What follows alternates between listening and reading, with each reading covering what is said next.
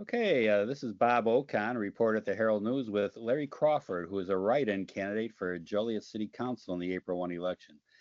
Larry, tell us a little bit about your background. What makes you qualified to serve as a city councilman? Well, that's certainly a fair question. I've been because I've been in Joliet for almost 25 years. I came here in 2001, so I guess the math says closer to 24 or less. But I came here on a ministry assignment, but my vocation was in education and certainly in community engagement or community involvement. I worked as a program manager for a community action program, very similar to Will County Community Concerned. I was a community services manager there. Um, it was really kind of a part-time thing, but I was engaged in a full-time way, as part-time situations are. You don't just put your part-time gifting into whatever it is. But over the years, I've been involved in the community primarily as an educator with Joliet Public Schools District 86, which gave me an opportunity to really be all over Joliet in a lot of ways. And as it was or as it is, I've certainly been involved. I certainly registered immediately because I've been a registered voter ever since I was 18. But getting involved in community and getting in civic engagement has always been my thing. I've certainly made appearance over the years before the city council um, with issues and matters that concerned me and hopefully that concern more than just me. But Okay, and- it's kind of what I've done. okay. And Larry, tell us what would be your priorities if you were elected. Oh gosh, there are a number of things. I think certainly accountability, integrity in terms of a council person. I would want to and openness in terms of making sure that the community is aware and feels included in decisions that are made. But particularly, I'm concerned about affordable housing. We seem to have a shortage in that area. I'm concerned that the priority seems to be historically about adding warehouses rather than adding houses that people can live in. And so that would be certainly a priority for me, particularly that matter.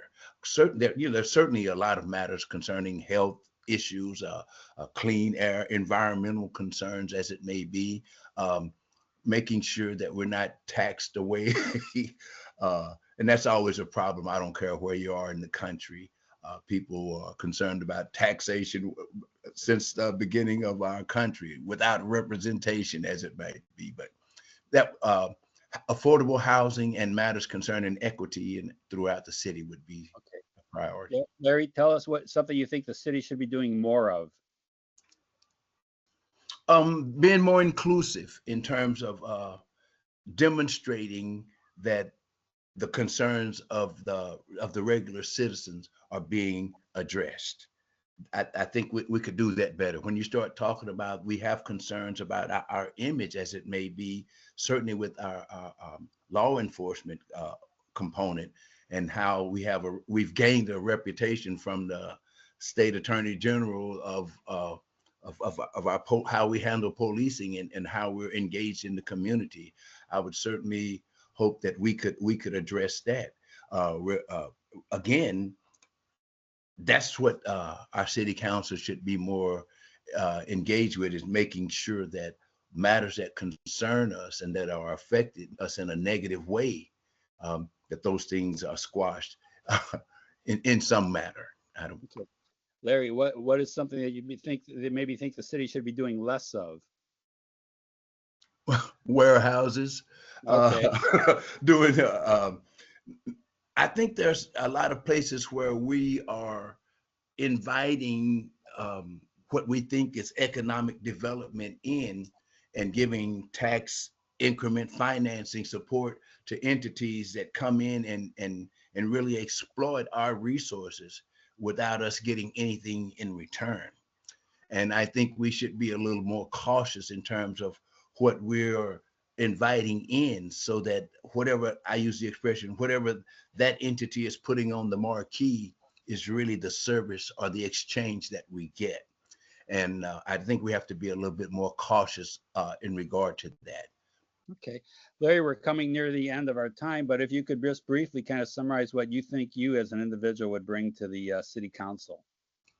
Integrity, experience, and wisdom in terms of having an inclusive perspective in terms of matters that affect the everyday Larry, or the common Joe, as people may say, making sure that those matters are considered. Very often, that 4 minutes of public comment does not really allow um, anybody to really offer the depths of what their concerns may be. And I believe that having someone such as myself in the room at the table, that I could certainly make sure that those matters of concern are at least considered. I don't assume that because I have an ability to clarify those kinds of needs, that it will be something that will be acted on.